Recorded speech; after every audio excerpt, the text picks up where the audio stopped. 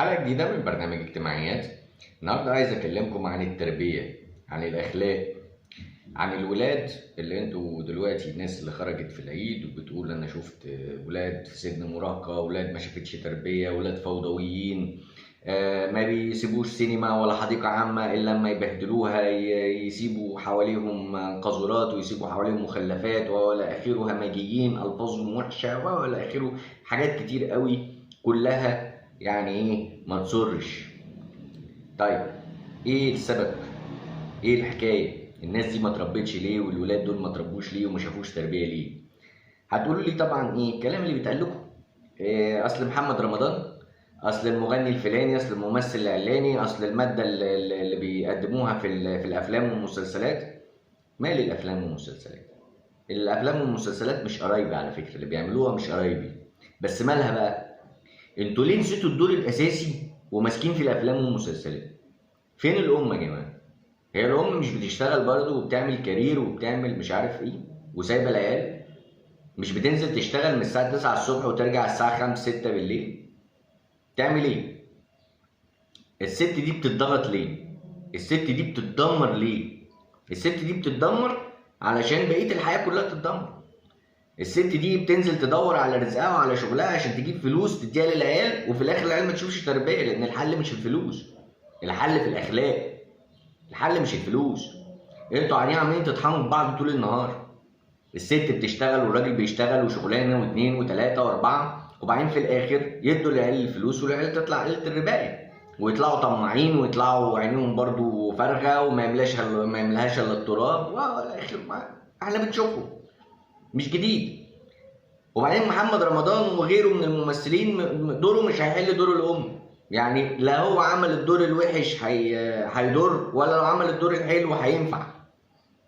يعني المسألة مسألة نسبية ونسبتها بسيطة جدا. دور السينما ودور الثقافة في المجتمع لهم دور، بس مش هو ده كله. يعني ما نلغيش الأدوار الأساسية ونقول لا السينما والثقافة هي اللي هتربي، مش الكلام ده، مش حقيقي، مش حقيقي. الام لازم تاخد بالها ان بيتها هو الاولويه، مش الكارير والشغل هو الاولويه. انا ما بقولش ان المراه ما تشتغلش خالص على فكره، يعني عشان برضو ايه ما حدش يلبسني طوب الرجعيه ويقول لي ليه انت بتقوله ده كلام رجعي والكلام ده مش هيحصل. لا ابدا، انا ما بقولش انها تبقى تتخلف، انا بقول لا، تبقى متعلمه وتبقى ست فاضله وكل حاجه وعندها ممكن اشتغلت في بعض الفترات، لكن مش يعني لما يبقى تاثير الشغل جاي على اولادها، لا، يبقى لازم تفوق لاولادها.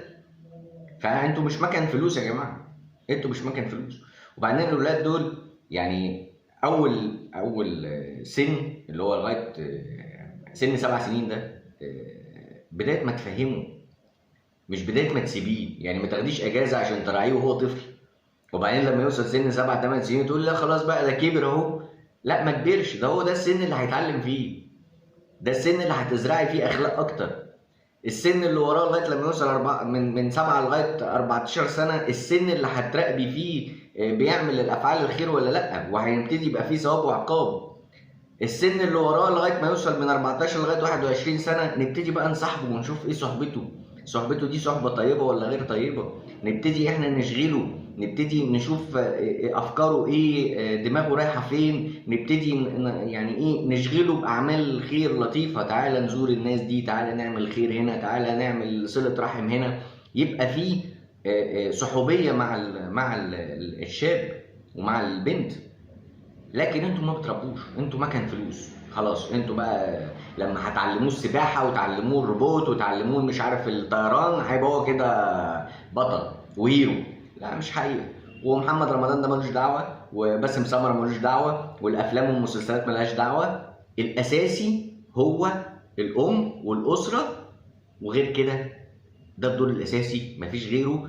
السينما والثقافه دي لها دور، بس دورها مش زي الدور الاساسي. فانتوا هتسيبوا بقى الام مدرسه وهتسيبوا بقى الجنه تحت اقدام الامهات براحتكم، بس الجاي هيبقى اسوأ، وخلي بالكم.